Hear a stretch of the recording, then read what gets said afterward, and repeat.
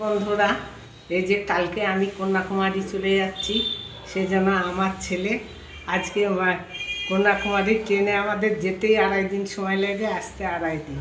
যে ছেলে আমাকে বলল, মা বেশি করে রান্না করে রেখে দাও। আমি রান্না করেছি ময়া মাছ, বেগুন আলু সিম দিয়ে চচ্চড়ি, আর এটা করেছি খাসির মাংস আর এই চাটনি। আর আমরা সঙ্গে খাবার নিয়ে যাব, শুকনো শুকনো জিনিস নেব, বেশি তো নেওয়া যাবে না। এই ডিম সিদ্ধ করে নেব।